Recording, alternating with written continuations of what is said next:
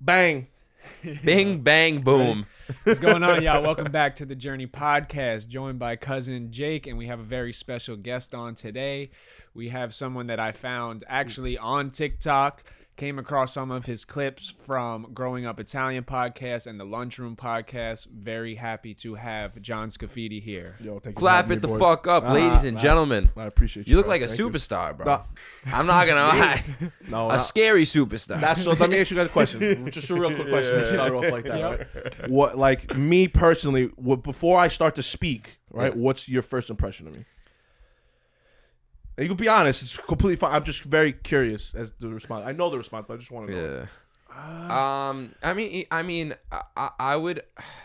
I mean, you You know, look the like thing- a big, the- scary dude, but like, usually, The complete opposite. That's why I'm asking. Yeah, but they yeah. usually say, like, the Yeah. biggest, scariest dudes are usually the nicest, sweetest guys. Right. And that's how you, Right. I mean, after speaking Yeah. to you one time, Yeah, it's yeah. how you come off. No, I appreciate that. Right. Real shit. Like, I mean, I'm kind of used, bro, to like I- the yeah.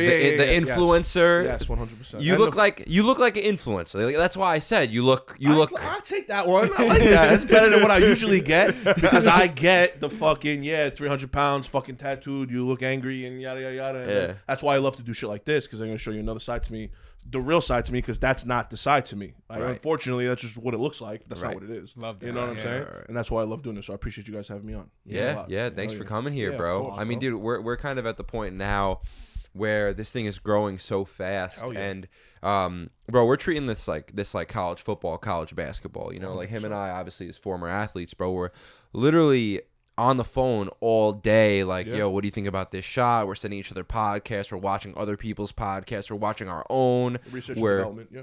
like literally, bro, like just going really hard with it. And like we're kind of at the point now with guests where we're selective. Yeah, hell you know? yeah. I appreciate thank you, bro. Yeah. For real. It means Yeah. a lot. It means Yeah. a lot. 'Cause Well- you guys have been popping up on my shit for a minute. I mean, I was telling you that. I get caught in the Journey podcast holes all the Let's time. go. I fucking love it. It's so fucking dope. Really, Yeah. I appreciate that. I mean, of man. course, the first one was the one that went viral. I'll be honest. That was Yeah. that one. The Yeah, one where yeah. you're talking about how you, you just didn't feel like the best version The of best yourself. version and of I just myself. resonated in that very moment and still, like right now, I still resonated to fuck with that because not a lot of people are that transparent with their shit. Right. You know what I mean? So I love that. Yeah. It's not fake. Yeah, You well, know what I'm saying? that's why we wanted to have you on, Yeah, bro. hell yeah, I because like appreciate it. for us, bro, it's something that people fuck up in the podcast game is they try to get these like massive celebrities on, Yeah. and the person comes in and they're dry, you know, or there's yeah. no substance to them, you Which know. I but hate watching that shit. yeah, Sucks. yeah, Because the conversation is not one-sided. No. It's a two-sided, three-sided conversation. You know what Yeah. I'm saying? So you have to come in there and with the fucking, you got to be, you know what I mean? Like I tell people this all the time. One of the hardest things for me, being somebody that lives in my own head, that's very emotional, that's very sensitive, Right. but also, like you said, is an influencer. One of the hardest things for me, and honestly, I even kind of like dealt with today. Did not have a good day today, right? Just did not have a good day today. Yeah. You still have to do this. Nobody cares that you don't feel good.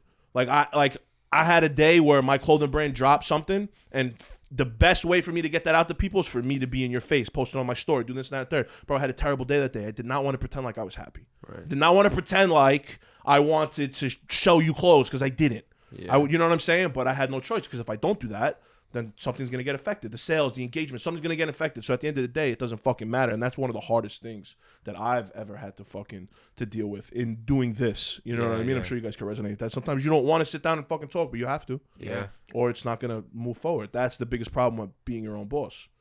When you're not feeling it. Nobody's going to sit there and tell you what to do. You Yeah. got to know what to do. And if you don't want to do it, then don't do it. But you're going to fuck yourself over. Yeah. Yeah. You know what I'm saying? There's like that fine line there. Yeah. It's really, really important. Yeah, that's the hardest thing. And, it's like the saying, like, nobody cares, work harder. Nobody cares, bro. It's- Nobody cares. it's- And it's unfortunate that nobody cares, but nobody does. Yeah, I mean, You bro, know what I mean? Like, you feel like shit. Well, okay. So then you're not going to, whatever. Yeah. Your boss is not going to care, and you're the boss. You know what I mean? It's such a Yeah. fucking fine line there, bro. Yeah. It's because everyone has their own shit going on. 100%. We said that as soon as, you know what I'm Well, saying? it's a lot. Everyone's going through something, Yeah, hell yeah. But being your own boss is so cool. Like I love it. Don't get me wrong. Yeah. You know what I mean? It's just, bro, like there's a scary thought, and I've had this thought sometimes, bro, because like I'm kind of at the point now, bro, where I understand, like, bro, I have the world by the balls. Like I put in the fucking work. I'm not gonna say that of course there's far more work to do, but I'm saying I feel like I'm at the season where it's fruits of the labor season. Like I'm really ready to now. Okay, I have resources. I can build things differently. Like instead of like foundation right now, your foundation's built. Yeah, you know. So now where it's like, you know, like let's say, you know, I wanted to build a house, you know, 3 years ago, if I wanted to build a house, I'd have to like fucking figure out, go to the dollar store and, you know, hey, or hit one of my friends, yo, you got a hammer, you know, now we won't have to do that. Like, yo, we need equipment, we get it. We need to run ads, we run ads. We need a developer, we get a developer. You know, we have friends, we want to drop merch, we go to you know what I'm saying? So it's all about who you know. Your network is the most important thing. I didn't realize that for a really long time. Yeah. It's not about what you know. I mean, I didn't even graduate college. It's really about who you know. Yeah. Right? Yeah. And we'll dive into that. Yeah. But I want to finish this, and I want to say that I had this thought the other day. It was like kind of scary because I was like, damn, like I got the world by the balls, and like, bro, my biggest enemy, the only person that can stop this is me. Because now, like, everything is fucking set up for me to win. Like the hard part is done. Yeah. The only way this doesn't work is if I have a fucking mental breakdown, you know? And I have those often, by the way. But you're right, and that's a powerful statement right there. Yeah. The only way that I don't win is because of me. Yeah. And self-awareness and that, not a lot of people think like that. Yeah. A lot of people think the only way that I don't win, and I don't know, I'm not lucky or external factors. No. Yeah. You take that shit by the balls and you do what you're gonna do with it, and you're gonna win. And it's not in you to lose. It's basically what I'm hearing from you. It's not in you to lose. It's a beautiful mindset to have. Yeah. But that's why it's like, bro, that's why a lot of this is really, bro. I've taken self-help to the extreme of like, bro, I was reading books like Vasista's Yoga, bro, and I listen to guys with fucking, you know, Indian guys with you know what I'm saying? I mean, it is what it is. Like I took it to the extreme, bro. I'm learning about Buddhism, Taoism, Zen Buddhism, like all this shit, right? Like I want to go to an ashram, you know, I want to go to retreats and stuff like that. And, I love that. And it's because, bro, like bro, I'm a very fucking masculine guy, you know, like, but I'm just at the point now where I realize that, yo, life, it can get tough at times, bro, and like trauma's a real thing. And I think the best way to combat that is with all the self-help stuff. And as like I said, like as long as I stay solid, I'll be successful, and like who knows the impact that could have on the world, you know? That's the most important part. Yeah. Is the like what Tupac said, right? I might not change the world, but I promise you I'm going to spark the brain of somebody that is going to change the world. Yeah. And even Kobe said it the other day, because it was his anniversary the other day, so I go on this Kobe hole of just watching his videos and shit. And he said something like, yo, the only way that you could build something that stands the test of time is if your main goal is to inspire somebody, because you inspire somebody and then that person's inspired by you, so now they want to inspire somebody, and then down the road it goes. And if that's not the goal, if the goal is more so about you instead of everything else that's going on, it's not going to be scalable. You might have some success, but you're not going to build an empire that's going to last 100 years that you can give to your kids and shit. And that's the most important part. I'm in this for the forever. I'm not in this for fucking 5 days or 5 years or 15 years. You know what I'm saying? I'm in this shit for the long haul, so I can resonate with that for sure, which is important. 100%. I love that. That's awesome. Oh, yeah. I wanted to kind of start it with the question for you.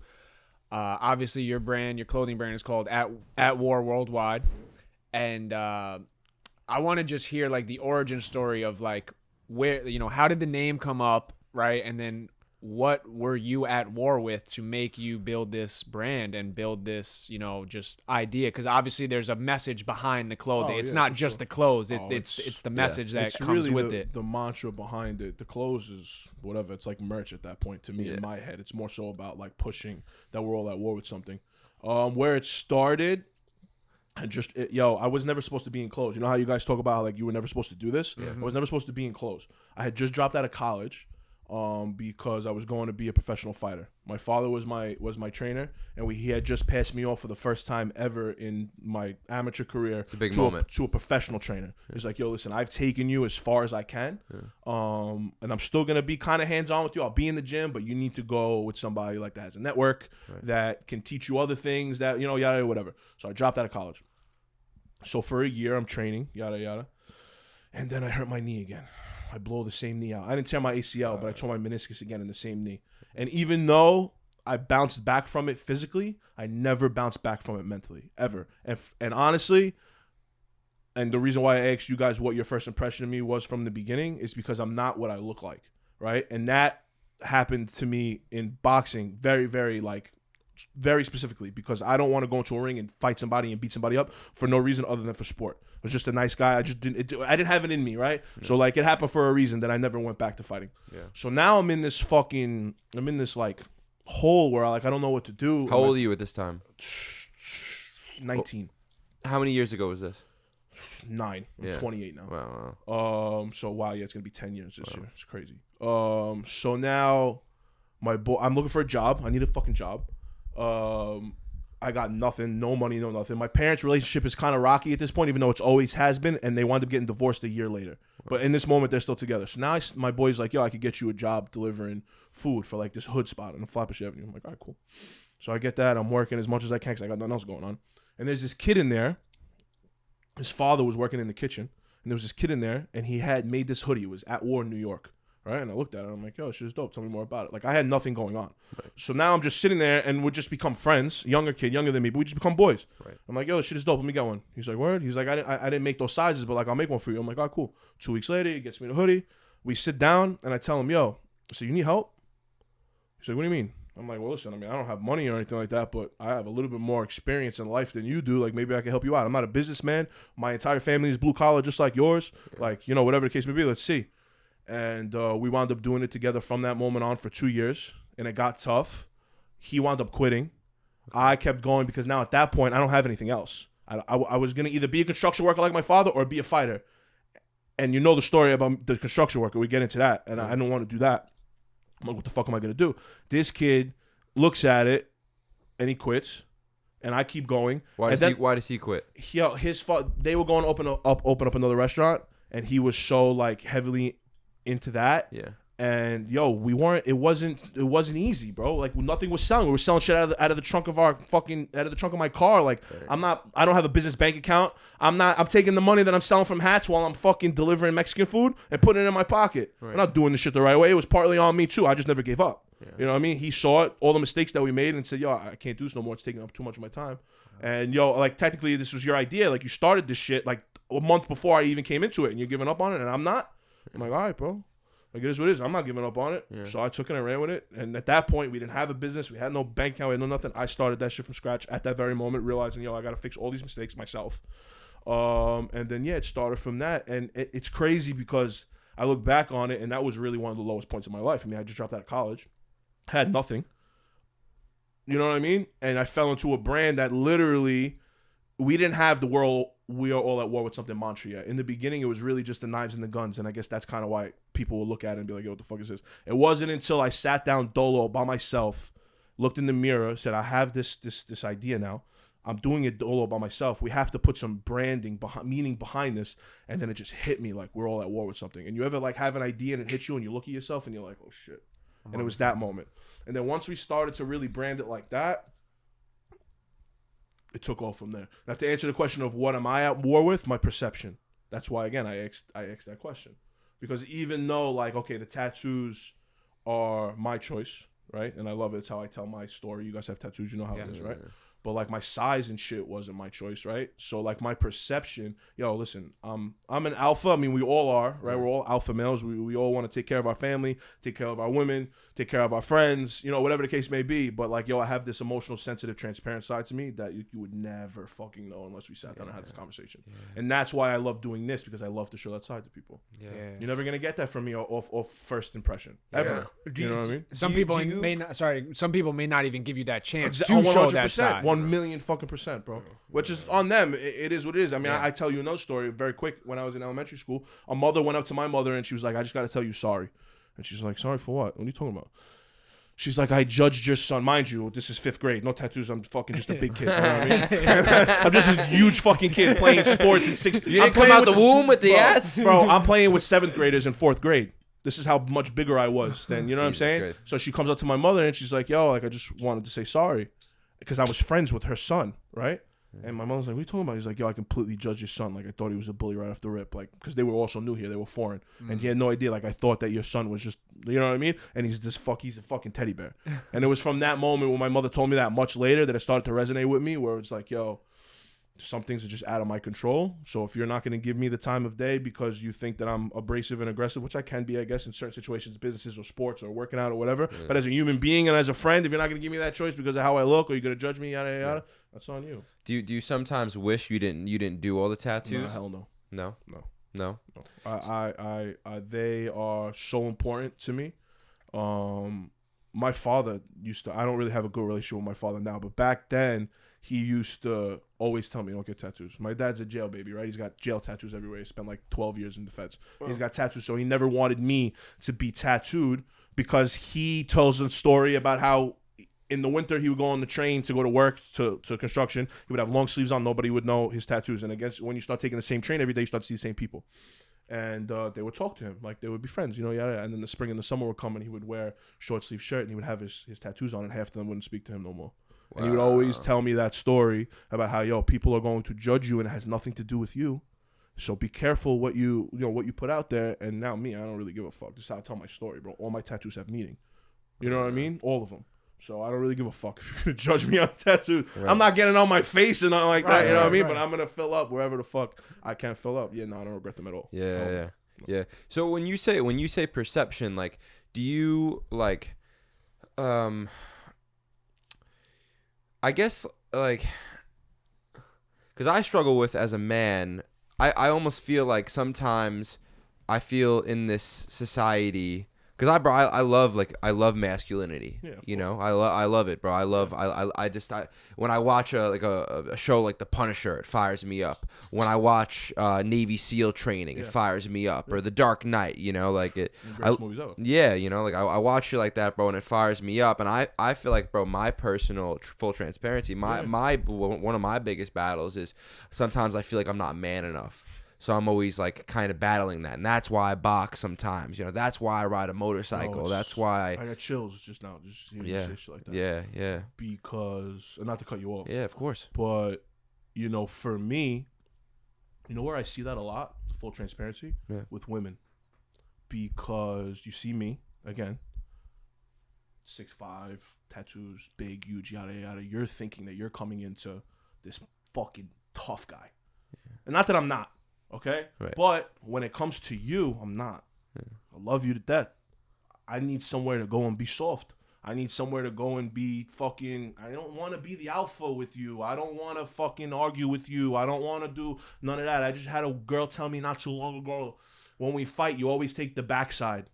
Like, yeah, I always take the backside because I don't fucking want to fight with you. You know what I mean? Right. If it's not that important, then it's not that important. I'll take the L on it. I don't really care. I'm not going to do that in life. I'm not going to do that in business. I'm probably not going to do that with my boys because it's funny to bicker back and forth with your boys. Because you know, at the end of the day, you're still your boys when it comes to your girl or your woman. So that's where I see it, where I feel like I'm not being man enough, but I can't be harder than I already am. I got to be hard everywhere else. I got to negotiate prices for this, or I got to, as a man, like you said, we love masculinity. I love watching fucking TV like that. I love going to hit the big. I love walking into a room of nobody that I know, thinking to myself like, yo, wow, nobody in here is a threat. Like, you know what I'm saying? Like, just that your mindset, that alpha mindset. Like, nobody cares. But when it comes to the women, I never felt like I was ever man enough, or I never lived up to what I looked like. And that was the battle that I always had. And I've never, ever in my life, maybe besides one of my exes that I'm still really good friends with, besides that, that's always been the problem.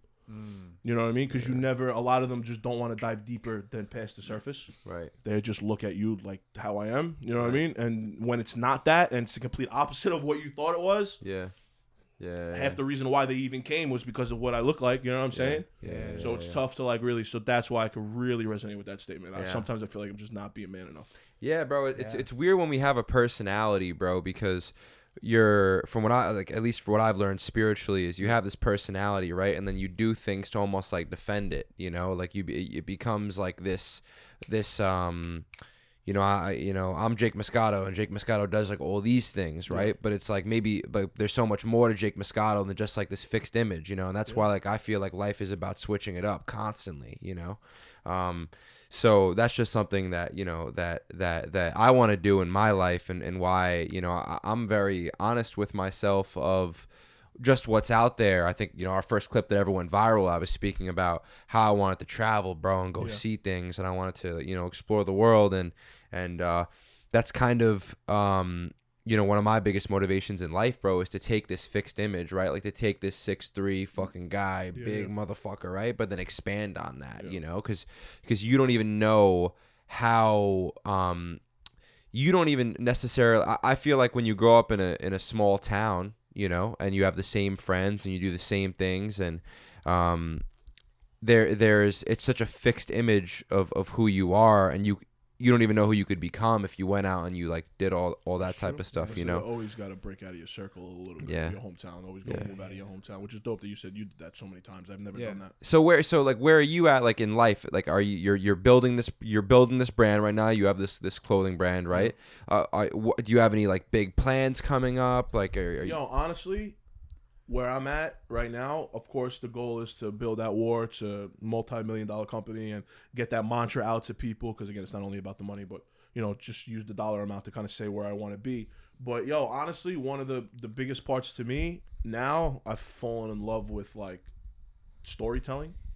And however I could do that now, again, my outlet right now is clothing to tell stories, right? And again, of course, I want to bring At War to its biggest heights, and I want to tell a bunch of stories to it, and I want to bring start my podcast, War Stories, and like bring people on and talk about this shit, whatever. But I also want to write short films and act and shoot them and tell stories that are really important that aren't really being told, I guess, like properly. Like even music videos, bro. Like I hear songs that I love so much, and I'm thinking like, I bet you there's not like a music video to back this song right now, and then there's not. And if there is, it's just like them throwing money up in the club and shit like that. So really, the simple answer to that is I want to start telling more stories. You know what I mean? Because I think that's the most important part. And what stories are important to you? Like, what are some things like that? Mine for the most part, and my father's, because my dad, bro. Think about it like this, right? We're all in our 20s. My father was in prison from 19 to 30.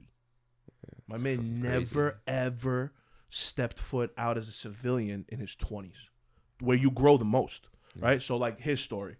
Even though, again, we're not really on the best terms right now, but he's still like that story. And then again, my story, just the perception story, and being it, because a lot of people could relate to that, like judging a book by its cover. Bro, I have not been allowed in clubs sometimes because of what I looked like. I've had a door like a doorman want to let me in, and the owner to literally be outside and be like, like I don't want that type of person inside my establishment. Wow. Like, you know what I mean? Like, and people have dealt with that on a much more serious basis. You know what I mean? But I'm just talking about from my perspective. You could resonate with that. I want people to be able to resonate with like, don't judge a book by its cover. Get to know somebody. It's okay as a man to be emotional and sensitive and transparent. Like that's society. Like we said before, society kind of like looks down upon that. Men showing emotion. And that's another reason why I fell in love with acting, because I could act my emotions instead. Like I still my emotions, but I can put them into a character, and you can go and resonate with that character instead of resonating with me, right? Because then if you start to resonate with me, I feel like I'm not being man enough. You know what I mean? So now fuck it. I'm gonna be man enough inside, and I'm gonna go take my not man enough and put it into a character. And that's another reason why I fell in love with, like, not filmmaking like you do, but, like, just being on the opposite end of it, where it's like I want to start writing and whatever the fuck, you know what I mean? Writing characters based upon people in my life is another thing that I want to do. And go from there. But storytelling. That's how Scorsese started, was he just told stories that were familiar to him, because he grew up in a, Italian neighborhood in Brooklyn that was, mean streets, and then obviously, all the other fucking Goodfellas, all the other movies that he did. I didn't even know that he directed Boardwalk Empire, which I just started watching. I saw it came up directed by shit. No, he's a savage, bro. And I heard that he's one of the only ones that'll like let you do your thing.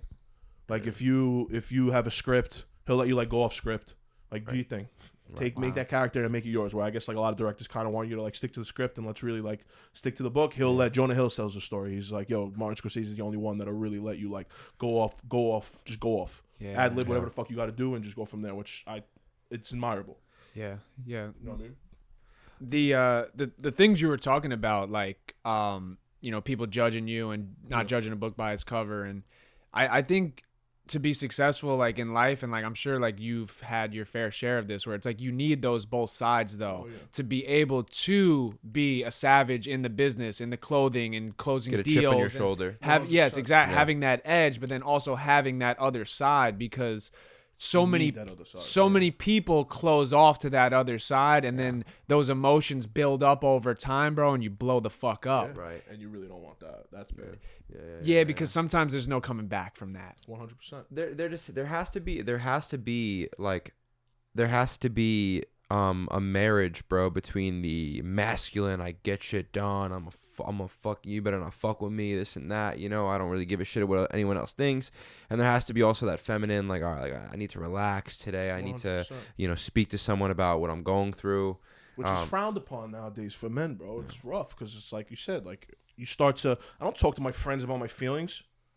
You know what I mean? Like most of them would be like, "Yo, shut the fuck up." Yeah. What are you talking about? I have like there's those type of men out there. Yeah. Which is all good. Like, it is what it is. You're bottling your shit up inside anyway. You're probably at home crying to yourself, which is all good. Nobody will ever know about that. If that's how you deal with your shit. That's how you deal with shit. I cry by myself all the fucking time. Yeah. You know what I mean? But like, I'm not sitting there and telling somebody that their feelings don't matter either. Right. You know what I mean? Like right, just right. because you're a man and you're supposed to like, yo, nobody cares. Work harder. Yeah. Like I get that. But when you get at home and you want to just like decompress, like that's okay. You know, you want to talk to your friends about your feelings, that's fine. Men don't do that. Yeah, Right? It's fucked bro. up. Yeah, bro. That pain is like essential to any type of growth, and you Anything, bro. kind of know what comes from it. It's almost like a satisfying feeling So bittersweet. being in that dark space and being in that mind frame, because bro, like I mean, like I like feeling like that sometimes because I know, like, yo, like this is how I'm gonna grow, this is how I'm gonna progress, this is how I'm gonna become a better person, this is how I learn from this shit. And if I never felt this, I wouldn't excel the way I would, you know what I'm saying? So like that pain is something that so many people run from, but like, bro, I think you gotta just run to it. face it head on. 100%. I heard last night, you know who Andrew Huberman is?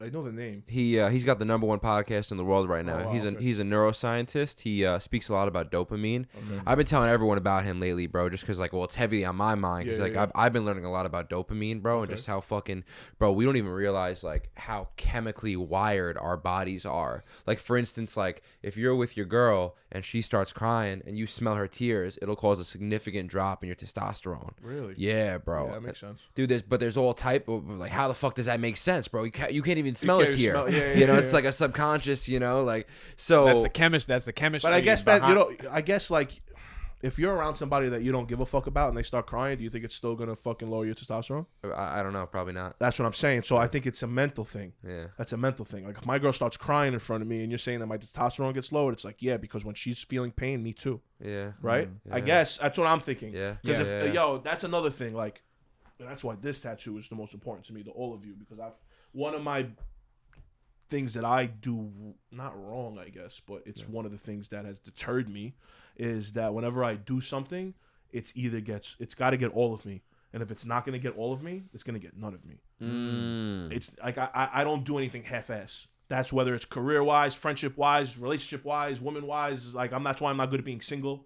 Like once I start to connect with somebody, I'm not saying we're gonna get married tomorrow, but I'm just saying like nobody else. I don't look at anybody else. I'm not attracted to nobody else. Like it's all good. You have all of me, right? There's no in between for me there, and I feel like that is like kind of like the marriage thing that you were talking about, where you need like that masculinity, and you also need to like the marriage, the feminine side. Yeah. And for me, it's like I manage that feminine side way differently than I manage that alpha side. You know what I'm saying? And that's the toughest part. Like you lean into it. You I lean into it. that You're not shit. afraid to like. Not even a fucking little bit. I'll cry in front of my girl. Like that's why if she's hurt and she's crying, I'm not gonna say that's gonna make me cry, but like I feel like the drop in testosterone that you're saying. That's why I said all that makes sense, because it's like I'm assuming that I'm sitting next to somebody that I'm madly in love with, and like if she's upset or she's sad, then I kind of take that pain and I also feel it too. Right. You know what I mean? That's why I kind of get that. Yeah, bro, being vulnerable is like hell that. yeah. That's bro. That like that's one of like the best feelings I feel sometimes. Just being when vulnerable. you can be with somebody and it feels right. You know what I mean? Right. Yeah. Because us as men, bro, we feel again, bro. I almost feel burdened by my self-image sometimes, bro. Because bro, I love That's so good, bro. Yeah. That's a great. It's burdened by your self-image. Yeah. Well, because bro, that's something like not even people are. Majority of people, bro, wouldn't even understand. They'd be like, bro, what do you mean? You know what I'm saying? But like, bro, I'm very well aware of the fact that like, bro, like Jake Moscato is a personality.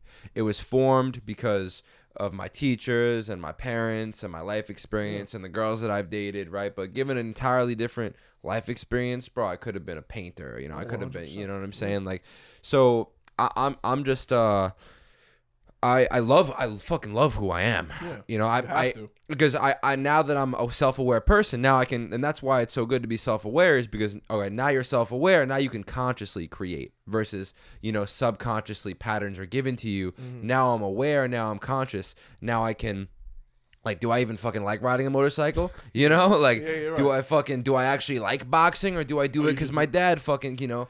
Yeah. But even the things that I like to do, where our self-image is so reinforced, bro. Like, even with social media now, right? Like, bro, like, I have a study. Jake Moscato is literally like an algorithm now. You know, they have me. They have my fucking algorithm, bro. Yeah. My likes, my interests, this, that, the fucking third thing. So yeah, no, I just feel, you know, sometimes it feels nice to be able to not be that guy, almost like fucking turn it off. Yeah. You know what I'm saying? Which is like hard to do when your job is to be that, be that you know what I'm saying? Guy. So like I start to feel like, and this is when I start to get like my anxiety starts to ramp up, where I have a few days where I don't post. And I'm just like kind of ghost from whoever I don't want to talk to, whoever I don't want to be seen by and shit like that. And then my anxiety starts to ramp up like, yo, you're not doing enough. Yeah. You know what I mean? Yo, you're not doing enough. They're going to forget about you. Yeah. What are you doing? And then I start to go into this hole where I'm like, oh, fuck, I got to post every 3 hours on the hour, yada, yada. And it's so fucking exhausting. Yeah. Right. But one of my, and you tell me if you guys feel like this too, I get my validation from other people. Yeah. Unfortunately, I don't get my validation from in here. I get it from other people. And that's where social media is so fucking bittersweet, because we base our validation off of likes and comments and shares and views and shit like that. And it shouldn't be like that, but it is like that. And it just takes one to knock you down. You could have 300 good comments and one comment that maybe hits a little deep, you know, maybe it's an insecurity that you have, and now, bro, from a faceless account probably that knows everything about you somehow. Yeah. You know what I'm saying? But yeah, bro, you're 100% right, and that's the rough part. Like we said, not being scared to be ostracized. Like we're putting ourselves out there. Not a lot of people have the balls to do that. Yeah. So 50% of the people are probably gonna like what you do, and 50% of the people are not gonna like what you do. And which side are you gonna resonate with the most? Yeah. And we always resonate with that fucking side that hates us for some reason. Yeah. It's always louder than the side that loves you. Yeah. Which it should never be. Right. Yeah, I think you have to find a balance between the two. You shouldn't listen to either, almost, because even when you listen to the good, sometimes now you can boost your own ego 100%. And then you get comfortable. Yeah. So I think you just gotta find that, you know, that middle line where you can kind of just find a balance where it's like, okay, like people do like what I'm doing. Let me continue to do that. And then the people that don't like me, well, maybe my shit's not for you anyway. Let me take it. Well, that too, and let me take it and like maybe figure out what's wrong. Yeah. You know what I'm saying? Because not everybody's perfect. You don't like me, it's for a reason. I'm sure there's some sort of merit in there. Maybe I could take it and better myself. You know what I mean? Because you can always tell like the intent behind the message that's sent, whether it's just pure, this person is like miserable and like they're just trying to just spread their hate on you, 100%. Or it's like, hey, like they took the time to watch your video, or give you know, criticism. It might be a little on the negative side, but hey, like everyone gives their you know, their message a different 100%. Way. Yeah. And you have to be willing to be wrong. You know, you have to be willing to, like, you know, on a public scale too. Yeah, that's the problem. Yeah, it's like you could be wrong. Like I think about being wrong, or like some of the items that I've dropped in the past, and I look back on, and I'm like, damn, like that didn't work out. I was wrong on a public scale. Yeah. Now I guess these people didn't know that I was wrong because they don't know what sells and what doesn't sell. Yeah. But still, like in my head, on a public scale, I was wrong. You know what I mean? So I feel that 100%. Yeah. You have to take those L's to fucking grow from it. Bro, listen, I try to tell myself this. I don't ever take my own advice. You never know what the highs are if you've never been low. If you've only ever been high, if your life has only been on the uppity up and you've never had any sort of pain or struggle or anything, you never know actually what the ups are, because it's just all that you've known. You have to be low. You have to get rock bottom in order to really appreciate what being that tip-top high, because the highs are really high, but the lows are so fucking low. And that's actually scientifically proven. That's what I was saying before about Andrew Huberman. This he's a neuroscientist, and he was saying like dopamine, like it's very like if you experience a very low, like if you experience a low, bro, like a lot of fucking pain, the adjacent to that, right? The upside to that is that if you can experience that type of pain, you can also experience like this glorious, like, you know what I'm saying? So let me ask you this: Would you guys rather? I mean, I guess I kind of know the response from like the career path that you have taken, but would you rather like live a life that's full of lows and highs, Or would you rather just live like a medium level life where everything is just I would like a medium level mindset, at least. Like I would like to not be as neurotic and not be like over the top excited, you know, sometimes, because I feel like even like to be fucking overly excited about something, oftentimes there's a risk there. Yeah, the event is often not what we expect it to be, you know, and so it's better to it's like Taoism, from what I understand, is about like living in the middle, you know, and like that shit's like Bruce Lee, like that's, you know, be water, you know, that shit's cool, you know what I'm saying? So I would say I would like my mindset to be maybe not like up down, but as far as my lifestyle, I want my fucking I want to be, you know, some months fucking, you know, I mean. Yeah, I want to know what the fuck it's like, bro, to have the fucking FBI come and raid the fucking office. You know what I'm saying? And then I want to know what it's like to be in fucking Bali with bad bitches and good fucking off-camera topic. You know, like, but you know, and then get a call, go, you know, fucking your cousin's sick. You know, I don't want, you know, but I don't know. I'm just saying that I want to experience fucking life. You know, maybe even like a movie. You know, maybe even I want my life to be like, bro, if my life was a fucking movie. If it came down to a fucking movie, would people go watch it? That's the fucking life that I want to live. I like that. That's a good one. Well, yeah, I mean, because we set expectations so high for certain things in our life, and I think the best thing you can do is detach from the results. So many times we look at something and then we get so result driven, and then when that result doesn't happen, we feel like we failed. Mm-hmm. So now if you can detach yourself from any expectations, any results, and then just be present during the whole process, you'll be okay with whatever the outcome is. That's good. We do that so many times in life, though. Like we expected when we started this podcast to blow up overnight. Yeah. You probably thought with the clothing brand, like, yo, I'm going to drop this shit. It's going to sell out immediately. Mm-hmm. And it's like, initially we fucked up because we said it. We attached ourselves to a specific result. And then when you don't get that result, now that hits you internally, that hits you mentally, that hits you probably financially, confidence, everything. And then that could steer you on a different path than if you were just present and just like accepted everything for what it is. And that's what I was saying before, bro, about how what the fuck was I saying? I don't want to I that you have to detach from the results, because this is a Jake Moscato moment where I completely forgot what the fuck I was saying. But I love that, though. Detaching from the result, because I guess like I'm just sitting here just like really. You remember what you said? I got it. Okay. Yeah, I got it.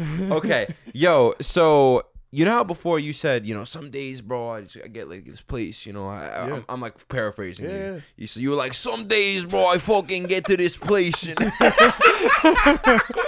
play me in a movie. You can play me. 100%. I can put on some fucking weight too. Bro, you know? We kind of got a similar haircut. We do, bro. We got similar features going on here. You're Italian too, right? Yeah, bro. You can play me, man. Yeah. That was good. No, I see you, bro, and we might have to get a feature with you for the Journey Podcast calendar. We're gonna do a calendar, you know, shirtless calendar, bro, firefighting outfits. You know what I'm saying? I'm there. You're the boxer. Zach's getting knocked out by you. I love that. That's amazing. No. So I was saying, bro, like we're in the like. So you were saying before how some days you get in these. I'm paraphrasing. You get maybe like these ruts, or you know, you take depressed. You take some time. You take some time off. The reason why I want my mindset to be kind of neutral more so than like up and down is because, bro, like I'm in a position in my life where I don't want to I can't afford to be fucking down, bro. We don't post, everything goes to shit. Do you know what I'm saying? I don't fucking, bro, I get on a podcast and I don't spit flames on every single podcast. Everything goes to shit. Yeah. And that's why I was saying before that I feel fucking actually a tremendous amount of stress and a tremendous amount of pressure, actually. Because I realize, bro, I'm my own worst enemy. And I know myself. I'm neurotic, bro. Sure. I've been to the hospital for panic attacks, right? I know what it's like to shut down, right? And that's like that's a scary thought to me. But it's also, again, a beautiful thought to me, because I'm like, there are things out there that I can do that can kind of keep me in the middle and detach me from the results, that when something goes wrong, I'm not taking those 3, 4, 5 fucking set, you know, like 100%. You know where I'll tell. I never told anybody this fucking story in my life. And probably would have never told anybody if it wasn't for this conversation that we were having. But I'm only telling it now because this was the moment that I realized that I had to detach from the result. I've been very transparent that 2022 was one of the fucking toughest years of my life. Whether it was, I'm not going to say hardest or worst because I learned a lot. Right. But it was one of the toughest years of my life. Career-wise, family-wise, falling out with my father, fucking breaking up with my girlfriend that I was with forever, getting heartbroken over this one. Just career is hard, whatever. So it comes to a big head in October. Now, I don't say this because we need pity out there or anything to that effect, but if there's anybody that's been out there that just like didn't want to be here anymore, they'll resonate with this story.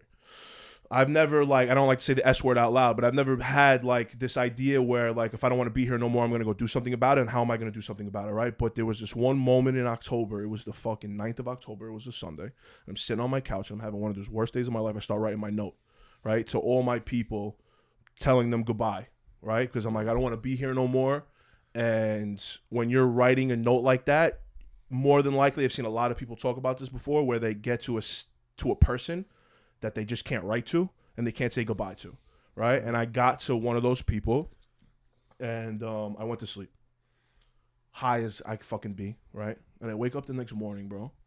And mind you, I was ready. I don't know how I was going to do it. I don't know anything like that, but I did not want to be here no more. The best way that I could explain it is walking across a street and not looking both ways. You get hit, you get fucking hit, right? Never thinking about how am I going to do it? Am I going to swallow a bottle of Tylenol? Am I going to, nothing like that.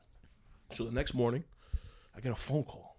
I wake up to a phone call. A random LA number that I don't have saved.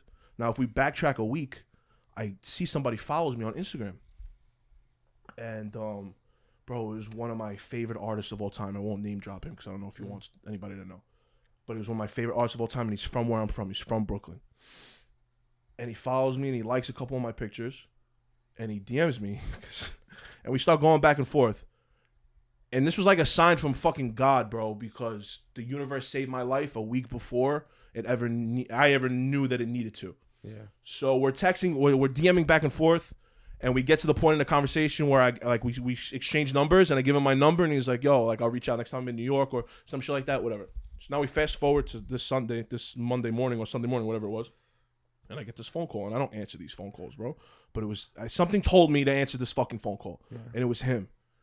And to set another scene, I had taken all my posts off my Instagram. Like that's where I was at. I was really down bad. Nothing was working out for me. I did not want to be here no more. I was like slowly going ghost and hoping nobody would like notice. You know what I mean? So if I did ever like disappear, it wouldn't be the biggest shock in the world. Like, you know what I mean? And bro, we get on this phone call, and he's like, yo. I'm like, yo, what up? And we start talking. He's like, yo, I went to your page and like, oh, your shit is down. And I'm like, yeah. He goes, why? Mind you, it's the first time we've ever speaking on the phone together. You know what I mean? Yeah. And he's letting me have it. He's like, bro, why'd you take all your shit down? And I'm telling him like, yo, like, I'm not going into specifics, but I'm telling him like, yo, life. And he had no idea that I was almost ready to fucking do whatever I was going to do the night before. And he's like, yo, nobody cares, bro. He's like, bro, you just took off all this shit that you've been working on. He's like, I know you could put it back. It's not permanent, but like you took down all that shit. Like somebody like me went to go look at your page and the shit was gone. And that was half the reason why I followed you in the first place. I'm looking for creators, looking for people to help me do this, this, and this. He's like, oh, your shit is gone. Yeah. And he just going on and let me have it about how like, yo, nobody gives a fuck. Yeah. You know, work harder. Nobody cares. You're thinking like this, or your girl broke your heart, or this one don't love you back, or your father's this, or this, that, and the third. Nobody cares, bro, because you need to do it or don't do it. And my point to that is that conversation, bro, saved my life. Yeah. Because that's one of my favorite art. It's not like this was just some random fucking person hitting me up. I get people that hit me up all the time telling me how I changed their life, and yo, I see you posting all this shit. It meant so much because it was from him. Yeah. And the universe or whoever, God, whoever the fuck is up there, was set that in motion before I even knew that it needed to be in motion. Yeah. This shit happened 2 weeks ago. I was ready to off myself that night. He called me the next day. Yeah. Wow. I'll never forget that, bro. And I only tell that story again, not for pity and not for sad, but because I'm sure that there's somebody out there who is ready to go. And I promise you, the universe got you somewhere, somehow. Just stick around. Yeah. Just stick around and the universe will take care of you. I wonder what happens, bro, for people that, first of all, thank you, bro, for fucking telling that story. Of course, you know what I'm saying? I never told nobody that story. Yeah, bro. Nobody knows that story. That's Re- a very. My mother will hear that, and I'll probably call me every day for the next 6 months. Thinking that I'm gonna fucking but nobody knows that story. I never told anybody that, and it was a rough time, bro, because you don't really like. It's really hard to explain. It's really hard to explain, like, feeling like you don't want to be here, but also knowing that you don't have like the balls to do anything about it. So you're just kind of just like in this like rut of just being down on yourself. You know what I'm saying? Yeah. And then just to have a moment like that really kind of like snap you back into it. Really, really important. Yeah. You know, it's really important that people hear about that and know that that shit happens to people. Like the universe will send you a sign somewhere. Like something's going to happen. Just stick around. Yeah. You know what I mean? Just keep on keeping on. Keep swimming. That's all you got to do. Just keep on swimming. Yeah. Because I and especially from someone like you, grew up trying to be a fighter. You know what I'm saying? Like you're doing all these things, and like to be a fighter, right? Like you understand like a certain mindset you have to be there. Because like at the end of the day, bro, like that's life or death in the ring. At the end of the day, bro, you're trying to survive. Yeah. And then when you have that mentality and you can't transfer maybe that mentality to real life, sometimes that could have a huge weight on your shoulders. 100%. And some people, like you said, can get to that certain point. And that's scary because Super fucking scary. Because that's not a place that many people can resonate with. You know, like you really have to be at an all-time low to feel that. Because there's so much that goes into that. It's built up, but you don't just wake up one day and be like, "Oh fuck, I don't want to be here no more." No. You start to think like, would it be better if I just didn't think anymore? Right. Like my brain is so chaotic. I have no peace at any point during the day. Like I listen to music and watch movies to try to distract me from real life. Like I don't want to think about anything. I don't want to think anymore. My brain don't stop. And then it's eventually starts to get to, well, how can I make my brain stop? Yeah. And then you're just like, you know what I'm saying? It's always this. Just there's always that. Yeah. Like, and then you start to think about like, yo, who the fuck would even care? Like that's where you start to get to where so people are gonna fucking care, but you're like, yo, who would even fucking care? Now your mind's tormenting you even 100%. More. Yeah. Now you're really just like the lowest that you could possibly be, and then again, you don't want to tell anybody. You know what I mean? Because there's only two reactions. There's, yo, I'm coming to you right now. Where are you? We're going to talk about this. Or there's an angry reaction. Like, what are you, fucking stupid? I will kill you myself. You don't have to kill yourself. I'll kill you. You know what I'm saying? Right. Like that. There's only two reactions. And you don't want to deal with that. You don't want to deal with mom. that. You know what I'm saying? What the fuck are you talking about? Yeah. So, yeah, bro, it's rough. But that's also why at war means the most to me. Because, yo, I guess the shortest term answer is like, what are you at war with? It's myself. Yeah. Right? Yeah. It's tough.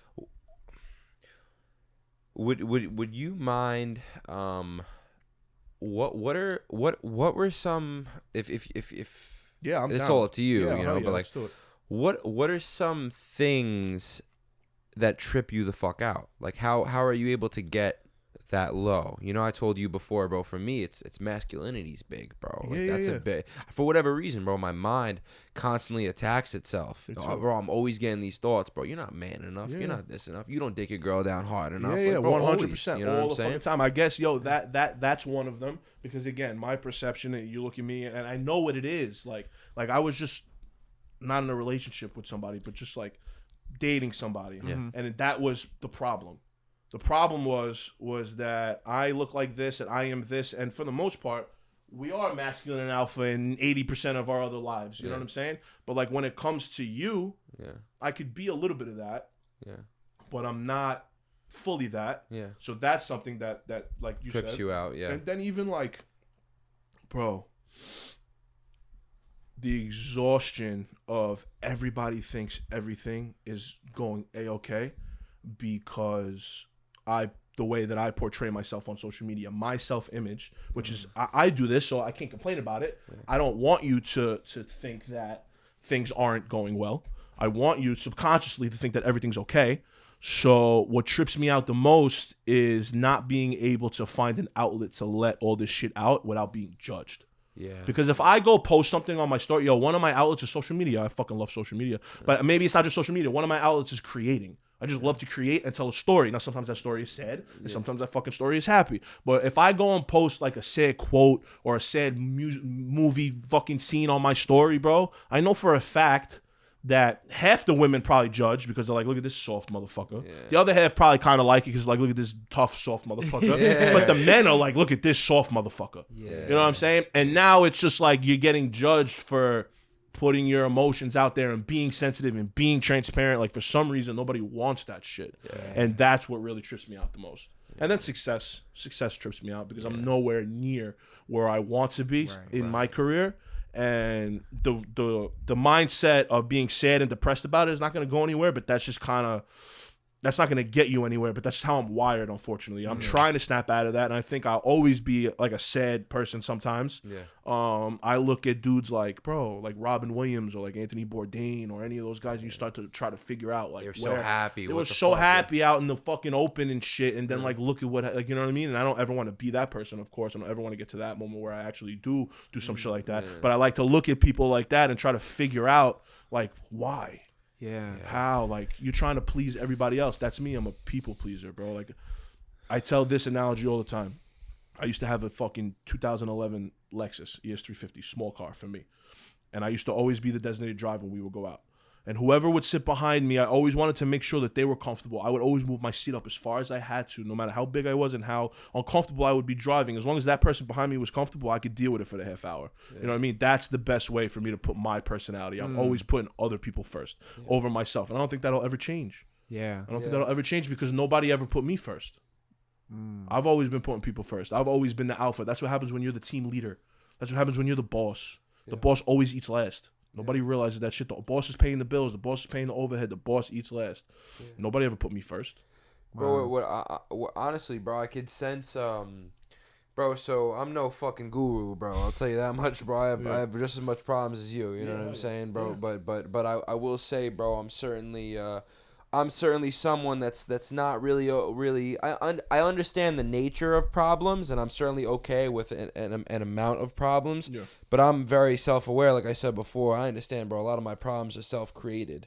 You know, 100%. Like, bro, like for that's what the human mind does. Is like, okay, like there's problem A, and then I'm gonna make problem B, C, D, E, fucking F, the whole fucking alphabet about it. I'm gonna do it, you know. And then I realize myself, bro, that like I'm the person that's doing this shit, you know. So that was very freeing to understand. Like, okay, like maybe life isn't full of problems. Maybe life is full of events. And the only thing that makes events problems are my reaction to the events. That's a good one. You know? So I would say to you, bro, like I can tell, bro, that you deal. You know, I can certainly tell that you deal, and I would just say friend to friend, bro. Yeah. I think that if you tap in, bro, to some of the self-help, it's really gonna help you, bro. Because I would like to start like meditating. Have you learned any? Have you done any of that shit? No, none of it. My self-help is I smoke a lot of weed. Yeah, and you're right, 100% right. I've said this, and again, this is not something I would ever bring up to my friends or anything like that, but I've always said, I should go see a therapist. I should 100% go and talk to somebody. Yeah. Or do this more often and talk to more people. Whatever the case may be, start to talk more. You know what I mean? Because I'm at the point now where I don't really give a fuck if you judge me for being emotional or transparent or soft, because I know that that's what separates us. Yes. You know what I mean? That's what separates us. People don't talk like this. There's not a lot of podcasts that do this shit. No. Not a lot of men that are okay with being ostracized for being quote unquote soft per se in certain instances. We're not soft people, but we're in certain instances, you know what I'm saying? We're not always alphas, and not a lot of people talk like that. That's the first step, though. Yeah. Is being okay with that side. 100%. And I'm finally there. Like, that's what I was going to ask you. That clip that you say, like, you're just not the best version of yourself, right? Like, where did you snap out of that? What helped you snap out of it? Did you snap out of it? And where did it take you? Of not being the best version of myself? Like, you feeling like you weren't the best version of yourself. Why did you feel like that, if you don't mind? And what snapped you out of it? Yeah, well, bro, I'm because on paper my life is fantastic. Yeah, me too. Bro, I think we did like 12 million views this month. We basically grew 87,000 followers, bro, in 2.5 months. Yeah. I've shot for Jake Paul, Gary Vee, Steve will do it. I've hooked up with supermodels, you know.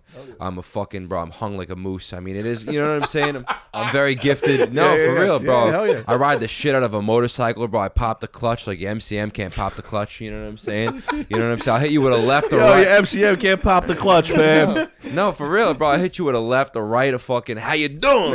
I'll fuck you up bad. You know what I'm saying? Like I'll skin you. You know, so. And then I understand, and bro, I'm a businessman, bro. We collected $20,000 last week, bro, for something that really That's doesn't, amazing, bro. That for something like that didn't like. I'm a businessman, you know what I'm saying. So I look at my life on paper. I'm a beautiful guy, you know. So I look at my life. I look at my life on paper, and then I know where it's going too. I know where it's going. Yeah, which is very important. Which is like big. Skyrocket, yeah, hell yeah. And the reason why I'm not the best version of myself, bro, is because I have fucking all this shit going for me, and I'm not happy. So how the fuck am I going to be happy, bro, when I get whatever it is that I want? Because right now, I should be fucking happy, but I'm not. So that's why I'm not the best version of myself. Because, bro, because to me, bro, like being the best version of myself has nothing to do with how I am on paper. No. It has to do with everything is how calm is my mind. That's one of the factors that I manage. Yeah. That I would say makes you a successful person is how fucking at peace with yourself. You're at war with yourself. How at peace are you with yourself? And I've had moments. That's why I love the self-help, bro, and I love the spirituality and all that shit. Is because learning, like meditating, bro, was the first time in my life, bro, where I told you before. I said I feel burdened by my self-image. Yeah. It was the first time in my life, bro, that I rose above my self-image.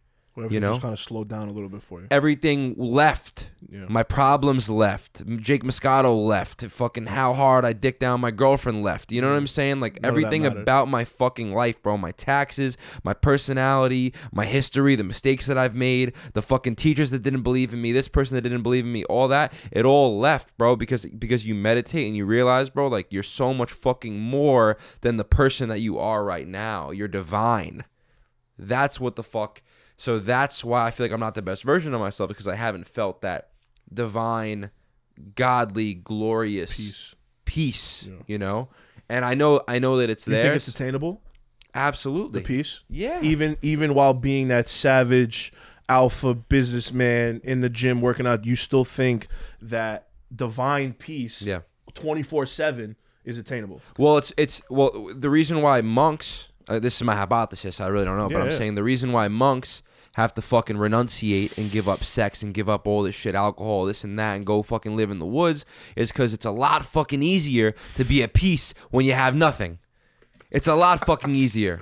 100%. Okay? So I think like all the other stuff that you mentioned with like the success, the business, the being a savage, alpha male, all that, none of that stuff will ever create peace. Yeah. Because those two worlds almost don't coexist. Right. There can be no peace with that lifestyle. So you need to find that happy medium and that balance of the two, where you can do this for 8 hours in the day, and then the next 8 hours is fucking zen the fuck out and be in your own world and be in your own thoughts to decompress. Because a lot of times we think that we need to be going 24/7 nonstop, all that, bro. You're gonna fucking burn out. And I get anxiety when I'm not, because I feel like I'm not doing enough. Exactly. You know what I'm saying? You need to be happy with both sides of it. You have to live in the middle. Yeah. You have to live in the middle, bro. And because you have to understand, like, I feel like, bro, if you're going to live in this world and you're going to be a man, you're going to be men just like us, bro. You're going to start these companies, bro. You have to have that fucking bad motherfucker in you. 100%. You know? And you have to be 100%. Diligent, bro. You have to be hardworking, more disciplined, consistent, all these things, right? Motivated, ambitious, hungry, knowledgeable. You have to fucking read the books, you know? And networking at a network. So you have to have that for 8 hours of the day. But that's very high stress, high strong. You know what I'm 100%. Saying? And that's why, like, the better thing to do for the other 8 hours of your day is not like fucking put Netflix on, call a girl over, and fucking, I don't know, scroll your phone. You know, don't do all these activities, bro. That you know. What you really should be doing is maybe for an hour you go see a therapist. Yeah. You know, maybe for an hour, you know, you go get in the gym, and then after the gym really helps, you hit the sauna, you listen to a podcast, maybe, you know, nice podcast, bro. Then you the Journey podcast. The Journey. Someone said they listened to it in the gym. Yo, let me ask you guys this question, knowing that you guys were D1 athletes and playing yada whatever, right?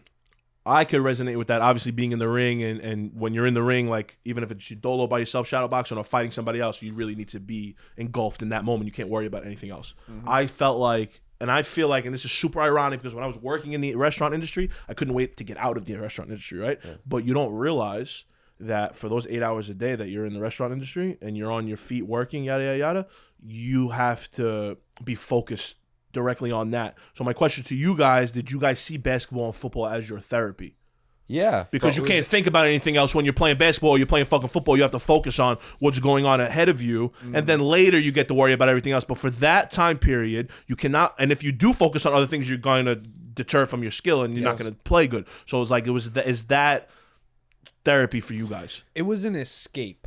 Okay. So That's a good way to put it. I've dealt with it since I lost my mom. Okay. Because one, like, I made a promise when she died that I was like, yo, I'm going to do this basketball thing. Like, it's going to be all for you. Yeah. Literally. Like, everything I do is like, I have a why now. I have a drive to want to be better. And basketball was the only. So basketball to me is the only sport you can go. I mean, other than golf, you can go play it by yourself whenever you want. All you need is a pair of kicks and a basketball. Yeah. You just go to a park and you can just put your headphones on and you can be in your own world. Yep. So that's what basketball was for me. It was an escape. I remember like every Mother's Day, I would just go out in the driveway and just shoot around all day. Yeah, you know, because it was my place of peace where nothing else mattered. There you go. Nothing else mattered. It was just a place of peace. Nothing else mattered, and that was the place where I can get into that flow state, right, and not have to think about anything else going on in my life, because all that mattered was me shooting and hearing the fucking ball go through the net, and imagine myself in a game and creating this whole reality that's not even existing. Yeah. So that's what basketball was for me, and it was a tool, and you know, it taught me so much, because there's so many life lessons that come from that. Think about how many life lessons you learned in football and boxing and basketball. It goes way beyond the sport, and 100%. It teaches you so many things that carry with you that have even a larger impact on life than it did to the sport itself. 100%. You feel like that about football? Well, yeah. I mean, different times in life, you know, bro. You know, before when I was playing football, I didn't have no anxiety. By the way, I said on this podcast today I have anxiety. Like I after college I have anxiety, something like that. I don't have anxiety. I don't believe in that. I don't believe in the label of it. I feel like it creates this powerful thing over you, right? Like to say I have something means that I can't get rid of it, right? I mean, I feel like a lot of things are very curable, and I feel like, honestly, this is a side note, and I'll just get into it, but like I feel like, bro, like we severely misdiagnose and overprescribe the medication to people, bro, whether it's ADHD, if it's depression, if it's anxiety. I think a lot of this is caused by our behavior. Like my anxiety was produced by my lack of stress, because when football was gone, I didn't have anything to give me that stress. I used to be so afraid playing football, you know, because, bro, like it's football, bro. It is what it is, bro. It's a dangerous sport. It's a very dangerous sport. You know, bro. It's what other sport in the world are you running into a man full speed? No, it's the most dangerous sport. You know, like that fighting, you know, too. But it's just it's you know, I was very well aware of what it was, and I would be so fucking nervous, bro. My whole life playing football. We're good. All right, good. I used to get nervous before fucking a fight all the time, bro. We'll get into that. I used to make myself throw up to the point where it would make you exhausted. It would zap my fucking energy. And I want to let you know, bro. I'm not edifying you. You know, I really don't give a fuck. We just met. You know what I'm saying? So that's why it means so much, bro. No, 100%. Yeah, so I'm speaking objectively about what I think to be true. So I'll say no, thank you. I'm not complimenting you.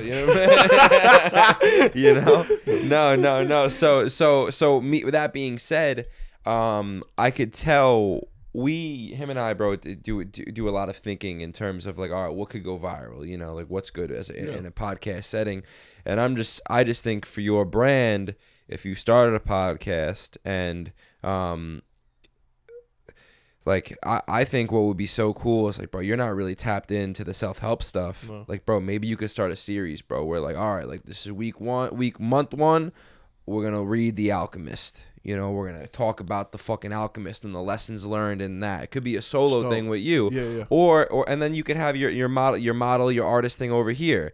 Month 2, then we read The Power of Now, and like, bro, people are literally like, you document the entire process. People are literally watching your fucking life change. That's a good point. And and you still have people on. You know, whoever it is that comes on. Also, bro, if the podcast grows, like the reason why I'm so excited about us doing a fucking podcast is because, bro, how in the world, what other opportunity would you ever have in the world to interview these huge celebrities and guests, right? Yeah. Like, bro, if you look at the top podcasts, they're all interviewing the same people, bro. Yeah. Matthew McConaughey, Andrew Huberman, Kendall Jenner, Khloe Kardashian, like, bro, just all the big dogs, Yeah. Joe Joe Rogan, fucking. And it would do so much for your brand, bro, for the clothing 100%. company. Yeah. So I'm just saying, like, maybe that could have been off camera, but I just felt like saying to you, no, you know. 100%. I appreciate that. And, Yeah. and what I was gonna say was that, asking you guys if basketball and football was like therapy or an escape for you guys. One of my problems has been that ever since I stopped fighting, I mean, I still go to the gym, but my mind still races in the gym. Right? Yeah.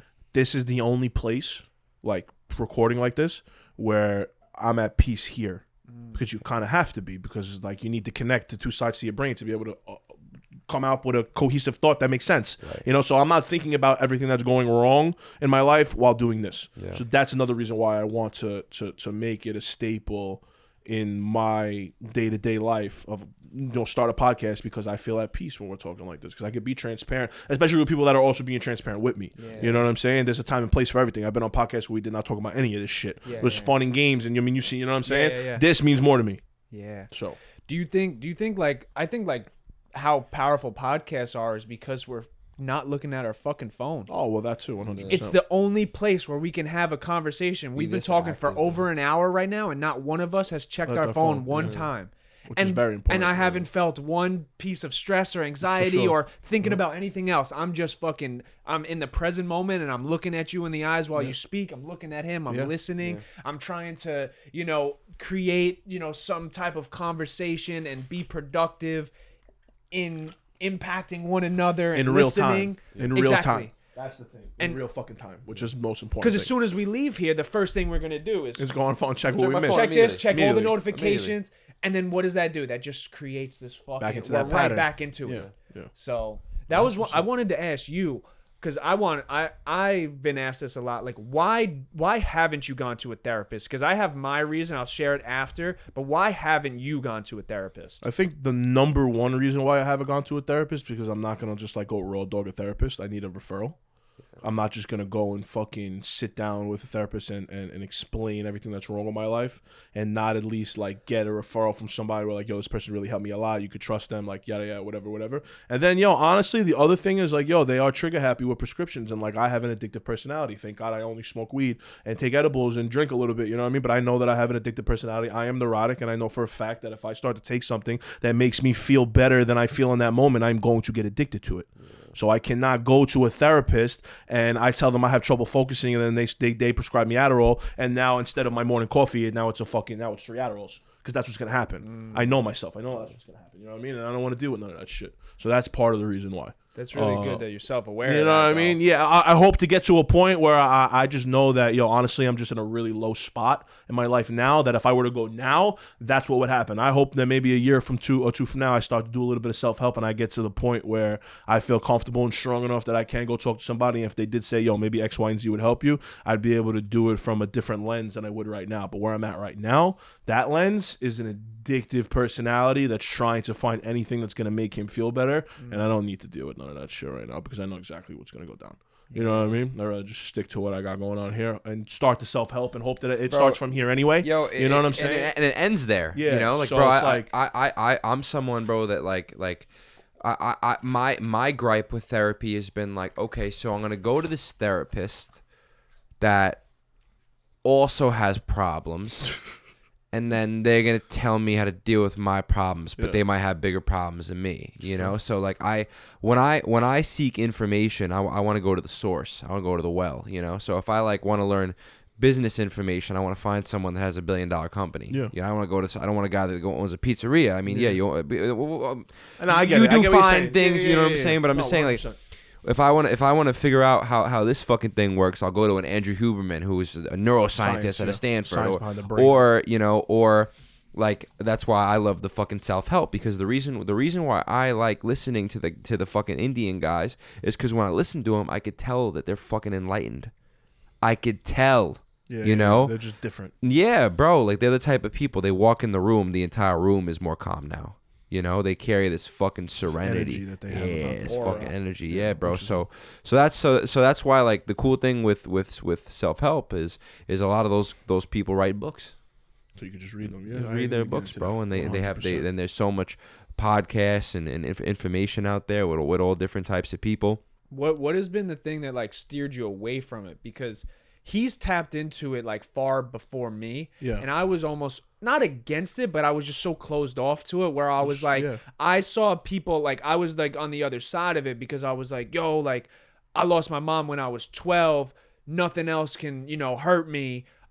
Everyone else dealing with problems that say they're depressed or anxiety, they're just mentally weak because they haven't gone through anything. And hey, in some situations, maybe people are a little dramatic with their situation. 100%. I got a flat 100%. tire, my whole week is ruined. Yeah, it's you're like, right. all right, shit can be a lot worse. 100%. But once because I'm not fully tapped into it yet, but I read The Alchemist, I read The Power of Now, I read The Four Agreements. Like there's like 5 or 6 books that like kind of started to fucking tweak it change a little bit. shift the gears in my mind. So what's been the thing that kept you away from that? I guess just the fact that I don't have anybody around me that does that shit. Like, you know what I'm saying? I have one friend around me, and he doesn't. My boy West Bay, shout out to West Bay. He doesn't. He's always looking to like better himself and also like help better me. He's my business partner. He's my best friend. Yada yada. But he doesn't like talk about it like from a self help perspective. There's one book that he keeps on telling me to read. It's called The War of Art, I think it's called, by I forgot who wrote Sun it. Tzu or some shit like that. No, that's The Art of War. That's like that. But there's another one. It's called The War of Art, and it's like the opposite side to it. It's like the creative. Like, I don't know, but I never read it. So I guess that's what it is. I never really had anybody around me that's close to me in my day to day or on my daily that was like that does that. Yeah, You know what I'm saying? But again, I'm also of the impression of like I want to break patterns. Like, my family doesn't have business people in it, and I'm a businessman. So just because my friends or the people around me aren't doing that doesn't mean that I can't be the one to break that mold. Maybe I can. I have friends that meditate. I have a friend that meditates, tells me all the time how amazing it is, but I never did it. You know what I mean? I'll start doing it. There's a girl I was just fucking with also. It's like meditation is amazing. I just never did it. I don't know why, but I'll start. Maybe this conversation bro, will be the reason to start. all you gotta do, bro, is just read one book and you'll know immediately, bro, if you fuck with it or not. Start with The for sure. Alchemist. Yeah, The Alchemist. the best one? That's where I started. So, Yeah. that's I where I started All The right. Alchemist. Yeah. I'll do it. Bro, I read it. 100% I'll do it. I never read a book in my entire fucking life. You know what I'm saying? We all did school. We somehow for finished sure. the book report, but never read the book. I read The Alchemist in 2 days. Oh, wow. I went to sleep and was like, yo, like I want to finish this book today. Yeah, it's amazing. No, I'll do that 100%. Alchemist The is great. And then there's another book that I want to tell you about because the guy in the book is an athlete and it's just cool, bro. Guy, the sensei comes in and like fucking has like dances, like it's Karate Kid. Yeah. So it's called the Peaceful Warrior. Okay. Peaceful Warrior. Yeah, it's a great That book too. the name of that reminds me of the like the meme that I saw the other day, where it was like, would you rather be a fucking warrior in a garden Or Gardner or Jordan Peterson. You know what I mean? And I started to, bro, there's 2 things that changed my outlook like on life. It was that statement, because I started to see myself as the fucking gardener in a war instead of the warrior in the garden. And then we go back to our, what's the one of the things that bothers you enough, not being man enough. So like I read that and I was like, oh shit. Yeah. And then I don't know if you guys ever seen the movie The Butterfly Effect with Ashton Kutcher. And if you haven't, I suggest you do whatever the fuck you gotta do to watch that movie, because it'll make you it'll show you that every little thing that you do in this world matters. Yeah. Like the butterfly effect is this thing where it's like, if I walk out of this door right now instead of in 2 minutes, something's changed. Like, something was affected by that 2-minute gap. Right? It's like that thing where if like you're stuck in traffic going to work and then you don't get into and then a couple minutes later you see a car accident and you're like, oh shit, like I could have been over there, but I was stuck in traffic. I didn't realize. Like those little things, that's what that movie will do to you. And those are the 2 things that kind of like, yo, bro, I watched that movie and I like shake. Yeah. That's what it does to me. Yeah. You know what I mean? I talked about that on like 9/11. Think about all the people that 100% that their alarm, they overslept. The fucking train was fucked up. Their car flat tire. And they were cursing it probably. You know what I mean? Of course, everybody was cursing that shit. And then, you know what I mean? You're 100% right, bro. Yeah. So never. I think that's the main thing is like, don't resist anything that's happening. Because I also don't necessarily believe in like fate, for instance. Like I don't think everything is predetermined. Okay. You know what I'm saying? I think that you could make your own you tell your own story and you make your own shit. I don't think everything is predetermined, but I do think that you determine it. You know what I'm saying? But I don't think it's like predetermined. Like the world knows where I'm going to be when I'm 88 years old. Yeah. So you know what I'm saying? So you don't think there's anything in your life that kind of guided you along this path where it almost feels like intuitive, everything you're doing? Yeah, I think that everything happens for a reason. I just don't think that reason is like set in stone. You know what I'm saying? I do very, very believe that everything happens for a reason. Like literally everything has meaning. I think that that's part of the reason why like I feel everything, because I'm a super sentimental person. Yeah. Like for instance, like if I ever go away one day to a cabin and it looks like this, like I'll think about it. Like, and I'll be sentimental about it. Like, oh shit, I recorded somewhere that looked kind of like this place, and now that place that I'm in will hold a little bit more emotionally to me for no other reason other than maybe it looks like this and we had a good time here, so now that place means something to me. You know what I mean? I'm a very sentimental person, and everything matters to me, unfortunately. Like literally everything. I think that's so good though to have that, because I'm the same exact way, bro. Everything like, matters. I like everything like almost like touches me. Like I see so much deeper into certain things than like the average person does, right? And like I think that's what separates you, especially even in like a creative space like both of us are in. Because bro, look at like the most creative people in the world as like, you know, artists, graphic designers, clothes, podcasts, stuff like that, bro. We all come from this place of like pain and hurt and struggle and suffering, and that's what makes our stuff so good. If we didn't have any of that, we would have no depth. There would be nothing real to us. I want to be like the light for everybody else. That's how I look at it. Like that's the only reason why I told that story before, or I'll tell people how sad and depressed or I am, or whatever the case may be, because you look at somebody like me that seems happy, that seems like everything is going on good. Like I'll give you an example, bro. And another thing that I've never really said, bro, I lost like 50 pounds. You think I lost 50 pounds because my diet was good and I was going to the gym? I go to the gym. I just stopped eating. I'm not hungry. My anxiety and the stress fills my stomach way more than I ever needed fucking calories. It's been 24 hours where I consider it a fast, but really it's just I'm not fucking hungry. You know what I'm saying? I don't have an appetite. I'm sick to my stomach that I'm not where I'm at, and I'm so low in my fucking life that I lost 50 pounds. But now imagine going to family parties or going to the club, and everyone's like, yo, you look so fucking good, bro. You lost so much weight. I'm like, yeah, bro, thanks. I appreciate it. I'm working hard. You know what I'm saying? You know what I mean? It's like, yo, of course, again, listen, I go to the gym, and I do that for me, but that's not the reason why I lost all this fucking weight. I lost all this weight because I'm just dealing with so much shit that's what happened. Am I grateful for it? Yeah.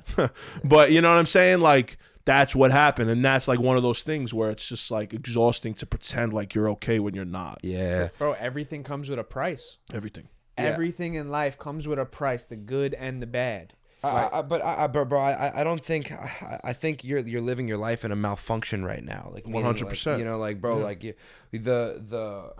like I think your life could be so much better for the reasons why I think my life could be so much better, for the reasons why I think his life could be so much better. It's like, bro, we don't have to fucking be like this, bro. Your anxiety doesn't have to fill your stomach, bro. You can have nice Italian sauce and peppers in there. You know what I'm saying? Like, don't get me wrong. I'll smoke a joint if my mother says, yo, you want to come over for dinner? If I'm not hungry, I'll smoke a joint. I'll get hungry. You know what I'm saying? But I'm just saying, parts of the reason where it hurts because, it's like I'm a broken record, but you know, men nowadays do not want to come out and say that they're sad or emotional or sensitive or whatever the case may be. And if I could, I'll be that martyr. I don't really give a fuck. You got it, bro. It just sounds like, bro, you need to. It sounds like to me, bro, that you're not around enough like-minded people, bro. Yeah. Because, bro, like I can. None of my friends think like this. Yeah. West Bay, really. Shout out to West Bay again. Like literally, that's why me and him. He was my first creative friend. He's a painter. You know what I mean? It was my first creative friend where we would talk about shit and resonate better with each other because we're creatives. Now, I'm not a painter. I don't draw, but like we create something and we sell it. You know what I mean? So it's like we're artists. You know what I mean? And that's really where the first time. Don't get me wrong. I got my best friends that we've been best friends since we're 14 years old. Those are my people forever. Like we have a lot of similarities. But one of the things that we probably don't is this right here. They're not soft. They're not emotional. They're not sensitive. Not soft. Not soft, but like, you know what I mean? Like transparent and emotional. Vulnerable. And just vulnerable really is the word, right? And none of them are really like that. And I am. So when you see, again, me not looking like a normal person, that I just feel like it hits better. And that's why I'm okay with being like that martyr. And that's why, bro, it's like you, sometimes, bro, I think you have to look at yourself, bro, and like really realize just how destined you are for this, bro. Yeah. Because if you did look like everyone else, when you said things, it wouldn't hit as hard, 100%. right? So it's almost like a blessing that you look this way, right? And that's why I feel the same way about myself, bro. It's why, like, for me, like, one of my goals, bro, is to not preach spirituality in a surface level, laissez-faire way. I want to preach spirituality like someone from fucking India would. Like, that's how fucking deep I want to go with it, because I'm a fucking good-looking New York Italian guy. 100%. And it would hit fucking harder. You know what I'm saying? We're fucking deep in this podcast. I want to wrap this bitch up. I want to ask you. Like, is there anything? Like, what are some, like, future goals you have, you know? Because you said before you're not really exactly happy. You know, you said you're happy, but you could be doing more. Like, I'm not happy. What is there something that you want to do? Or Yo, I'm 28. By the time I'm 30, I'd like to have my own, like, brick and mortar retail store. Nice. Not just like at War, just like a store in general, just that vibe. It'll be called the War Room. We're already kind of like setting that up a little bit, but we got some time for that. And yeah, bro, again, it just kind of just steers back to the storytelling. I want to at least shoot a short film. Nice. I would like to shoot a short film, and again, and you probably know this, it's hard to monetize fucking film like that. I want to back it with like a clothing collection, so like the actors and actresses and people are wearing the clothes in the short film, and then we kind of like full circle it, kind of sort of a little bit. And yo, honestly, bro, just to be a better person. My own goal, I just want to be happy, and I haven't been happy for a really long time, and I don't know where that stems from exactly. I think another one of my goals is that I want to build a family. Because I come from like a semi-broken home where my parents got divorced when I was like 20 years old, and a lot of people think that it's easier to deal with that when you're 20 than if it happened when you were like 5 or 6, but like it's not, even in the fucking slightest. And at that same time, I also got out of a relationship during that time, so I think that's really where it started, being unhappy. So my main goal is to somehow, some way figure out what makes me happy, and I don't know what that is yet, and I want to like build a family. Yeah. I would say, bro, like for you, like, yo, you tap in, because you said before, like, you feel like you're always someone that's given to other people, but bro, like, how can you give something you don't fucking have? You know what I'm saying, bro? So like, I can co-sign so fucking hard on self-help and shit and all these books, because I swear to God, bro, I wouldn't be here if it wasn't for it. You know what I'm saying, bro? I didn't tell my story on this because, you know, it's not that episode, but like, bro, I've been there. You know what I'm saying?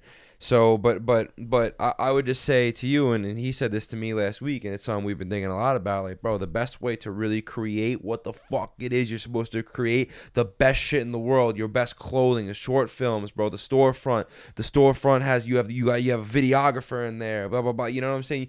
The best way to create all of that is to feel fucking good. And how do you feel good is you have to like start like realizing, bro, that like someone's in charge of doing it. Who is it? It's not me. Who am I? I'm God. That's where you get to, you know? Yeah, you're right. Yeah. One of the things that I learned from acting, I've been taking this acting class with this woman. She's great. The first thing that she ever told me was that when you act, the main goal to it is to bring yourself back to like your child self, which I never fucking understood. I'm like, what are you talking? You see people talk about this. Right. Like, you gotta I seen Ronnie Feig talk about it, the owner Kith, and he's like, yo, you always have to kind of like go back to your child self and what you liked back then. And then she explained it in the best way. She's like, when you were 7 or 8 years old or 6 years old, you reacted how you wanted to react and nothing else. You didn't let external forces force you to react that way. The way that you reacted was because that's how you wanted to react. That's just who you were. Acting is the same way. Acting is just be yourself and let it all flow out. And from there, you take it. That's why like Leonardo DiCaprio is the best, because he doesn't seem like he's acting. He's just letting it all hang out. He becomes the character. You know what I mean? And that's one of the things that I'm just trying to just be myself. Nice. You know what I mean? Yeah, beautiful, bro. It's tough, bro. It's not easy. You know how it is. I love it. You know what I mean? Yeah. Well, bro, I'm certainly happy to meet you. Yeah, you know hell what I'm yeah. saying, bro? I appreciate you guys, bro. It means a lot. Yeah, like even, bro, not even like to just say like I feel like we're boys. You know what I'm saying? Yeah. It's always I feel good. I feel like